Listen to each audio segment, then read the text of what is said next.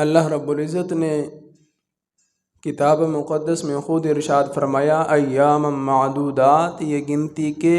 چاند دن ہیں گنے چنے، اور یہ بڑی تیزی کے ساتھ مہینہ گزرتا ہے۔ آپ اسی سے اندازہ لگا لیں کہ ایک عشرہ جو ہے وہ مکمل ہو چکا ہے، ہم دوسرے عشرے میں داخل ہو چکے ہیں۔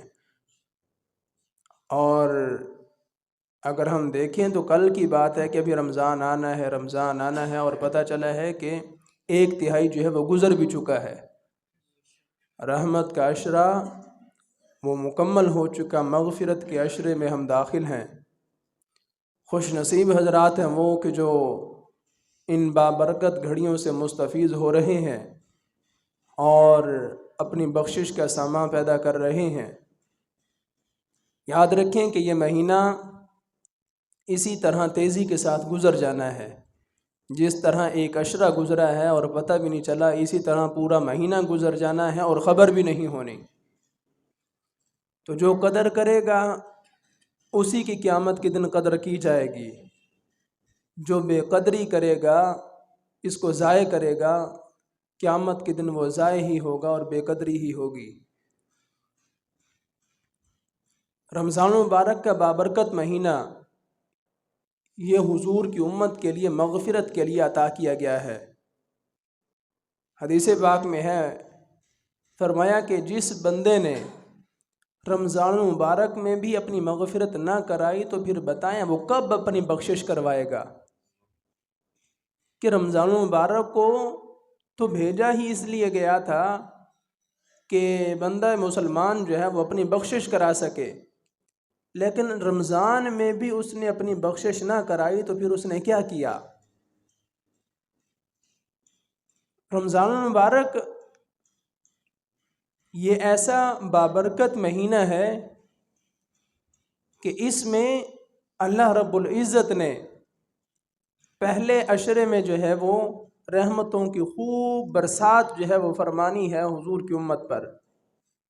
دوسرے عشرے میں حضور کی امت کی جو ہے وہ بخشش فرمانی ہے، تیسرے عشرے میں حضور کی امت کو جہنم سے جو ہے وہ آزادی نصیب فرمانی ہے، اور رمضان المبارک کی آخری رات جو ہوگی اس میں بڑی کثرت کے ساتھ حضور کی امت کو جو ہے وہ بخشا جائے گا۔ روزہ یہ ایسی بہترین عبادت ہے، نبوت کے 15ویں سال یعنی 10 شوال 2 ہجری میں روزہ جو ہے وہ فرض ہوا، اور شروع میں صرف 10 محرم کا روزہ فرض تھا، پھر وہ منسوخ ہوا اور ایام بیز کے روزے جو ہے وہ فرض ہو گئے۔ چاند کی ہر 13، 14 اور 15 تاریخ ایام بیز کہلاتی ہے کہ اس میں چاند مکمل طور پر روشن ہوتا ہے، تو یہ روزے جو ہیں وہ 3 فرض ہوئے، اور پھر یہ بھی منسوخ ہوئے اور رمضان المبارک کے روزے جو ہے وہ فرض کر دیے گئے۔ لیکن اس میں لوگوں کو اختیار دیا گیا کہ جو چاہے روزہ رکھے اور جو چاہے روزے کا فدیہ دے دے، یعنی روزہ رکھنے کی طاقت ہونے کے باوجود بھی اگر بندہ روزہ نہیں رکھ رہا تو وہ روزے کا فدیہ دے دے۔ پھر بعد میں یہ اختیار جو ہے وہ منسوخ ہوا اور رمضان المبارک کا روزہ جو ہے اس کو مستقل طور پر جو ہے وہ فرض کر دیا گیا۔ لیکن اس میں یہ چیز باقی رہی کہ افطاری کے بعد عشاء تک جو ہے جو کھانا پینا چاہے وہ کھا پی سکتا ہے، اور اس کے بعد کھانا پینا جو ہے وہ بند ہو جائے گا، کھانا پینا حرام ہوگا۔ اگلا روزہ جو ہے وہ شروع ہو چکا ہے۔ پھر حضرت سلمہ کا واقعہ جو ہے وہ پیش آیا، مزدور صحابی تھے، سارا دن جو ہے محنت مزدوری کر کے گھر آئے اور افطار کا ٹائم ہوا، روزہ افطار کیا، بیوی سے کھانا طلب کیا، بیوی کھانا تیار کرنے لگی، یہ لیٹے اور آرام کرنے لگے، نیند آ گئی۔ جب کھانا تیار کر کے پیش کیا گیا تو کہا میں تو نیند کر چکا ہوں، اب میرے لیے تو کھانا حرام ہو چکا ہے۔ ویسے ہی اگلا روزہ جو ہے وہ شروع ہو گیا۔ اگلے دن ابھی دوپہر کا ٹائم ہے کہ آپ پر جو ہے وہ کمزوری کی وجہ سے غشی طاری ہو گئی۔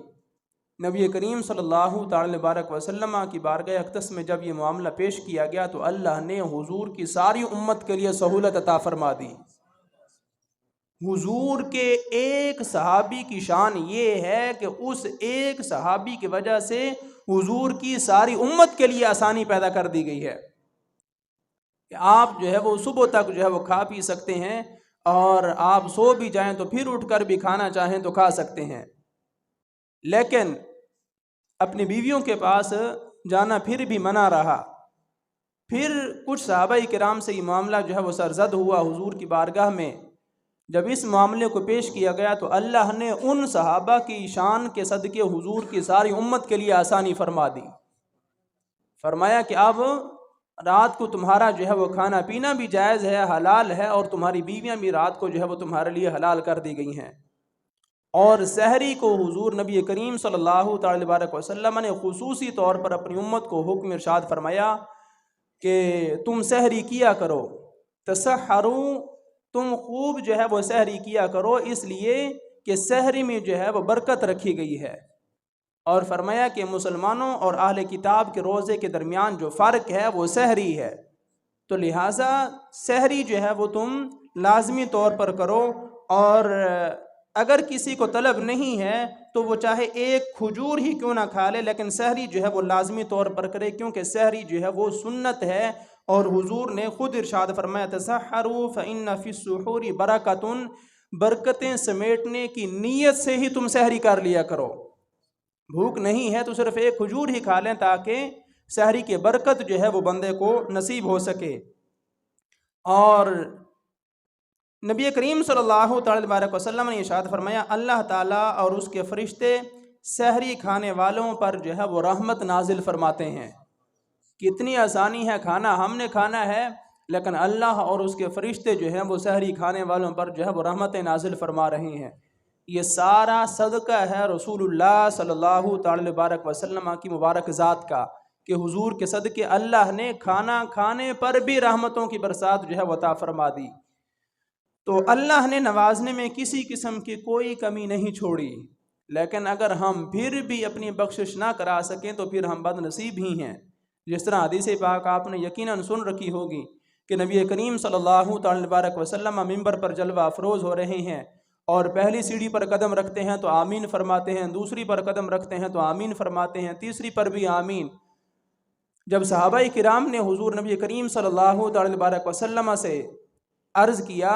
کہ حضور خلاف معمول آج آپ جو ہے وہ ممبر پر بھی جلوہ افروز ہو رہے ہیں اور آمین بھی ارشاد فرما رہے ہیں، تو حضور نے ارشاد فرمایا کہ جب میں ممبر پر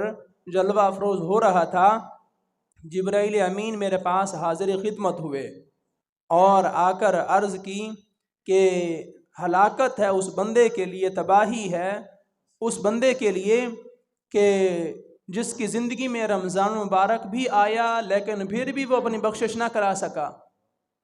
یعنی رمضان مبارک کو جو بھیجا گیا ہے، جو عطا کیا گیا ہے، وہ اپنی بخشش کرانے کے لیے عطا کیا گیا ہے۔ اور قرآن نے بھی یہی کہا ہے نا کہ یا ایھا الذین آمنوا کتب علیکم الصیام کما کتب علی الذین من قبلکم لعلکم تتقون، تم پر روزے فرض کرنے کا مقصد تمہیں صرف بھوکا پیاسا رکھنا نہیں ہے، بلکہ تمہیں متقی بنانا ہے اور تمہیں جو ہے بخشش کے قابل بنانا ہے۔ تو فرمایا کہ جو رمضان بھی پائے لیکن پھر بھی اپنی بخشش نہ کرا سکے، اس بندے کے لیے جو ہے وہ ہلاکت ہے۔ حضور نے اس پر آمین فرمایا۔ اور دوسری سیڑھی پر جب آپ نے قدم رکھا تو ارشاد فرمایا، جب حضرت جبرائیل نے دعا کی کہ ہلاکت ہے اس بندے کے لیے کہ جس کے سامنے حضور آپ کا ذکر ہو اور وہ آپ پر پھر بھی درود نہ پڑھے، تو حضور نے فرمایا کہ آمین۔ برکت کے لیے ہم بھی درود پاک پڑھ لیں، اللہم صلی علی سیدنا مولانا محمد معدن الجود والکرم وآلہ وبارک وسلم۔ تو حضور نے آمین فرمایا۔ تیسرے سیڑھی پر جب آپ نے قدم انور رکھا تو پھر آمین فرمایا۔ فرمایا کہ حضرت جبرائیل امین نے جو ہے وہ دعا کی اور مجھے بتایا کہ ہلاکت اس بندے کے لیے کہ جس کے والدین یا ان دونوں میں سے کوئی ایک بڑھاپے کو پہنچے لیکن پھر بھی وہ ان کی خدمت کر کے جو ہے بخشش نہ کرا سکے، وہ جنت حاصل نہ کر سکے، تو اس بندے کے لیے بھی ہلاکت ہے کہ والدین وہ تو جنت میں داخلے کا ذریعہ ہے۔ جس طرح دوسری حدیث پاک میں نبی کریم صلی اللہ علیہ وسلم نے ارشاد فرمایا ہما جنتک و نارک، او کما قال النبی صلی اللہ علیہ وسلم، فرمایا کہ ماں باپ کے متعلق پوچھتے ہو، ماں باپ وہ تو تمہاری جنت بھی ہیں، وہ تمہاری جہنم بھی ہیں۔ اگر تم اپنے ماں باپ کی خدمت کرو گے، حسن سلوک کرو گے، تو ان کے ساتھ نیکی کرنا، احسان کرنا، حسن سلوک کرنا، اخلاق سے پیش آنا، وہ تمہارے لیے جنت میں داخلے کا سبب ہے۔ اور اگر تم نے اپنے ماں باپ کی ناقدری کی، نافرمانی کی اور بد اخلاقی کے ساتھ پیش آئے اور ان کی تعظیم و توقیر نہ کی، ان کی نافرمانی کی وجہ سے، فرمایا کہ وہ تمہارے لیے جہنم کا سبب ہوں گے، کہ ان کی نافرمانی کی وجہ سے تمہیں جہنم میں جھونک دیا جائے گا۔ تو میرے بھائی، رمضان مبارک بڑی تیزی کے ساتھ گزر رہا ہے، اور خوش نصیب ہیں وہ کو جو ان لمحات کو اپنے لیے قیمتی بنا رہے ہیں۔ لمحات قیمتی ہر بندے کے لیے ہیں، لیکن فرق یہی ہے کہ رحمت کی برسات تو ہر جگہ پر ہو رہی ہے اور ہر بندے کو نصیب ہو رہی ہے، لیکن کچھ لوگ ہیں کہ جو اپنے اوپر جو ہے روزے کو چھوڑ کر، گناہ کر کے اپنے اوپر گناہوں کی چھتری جو ہے، سائبان جو ہے وہ لیے پھرتے ہیں کہ رحمت تو برس رہی ہے، لیکن ان کے اپنے عمل کی وجہ سے، کرتوت کی وجہ سے انہیں رحمت جو ہے وہ نصیب نہیں ہوتی۔ تو اس لیے رمضان مبارک میں جو ہے وہ خصوصی طور پر بخشش کا جو ہے وہ سامان پیدا کرنا چاہیے، اور اس کے ساتھ ساتھ حضور پر درود بھی کثرت کے ساتھ پڑھنا چاہیے۔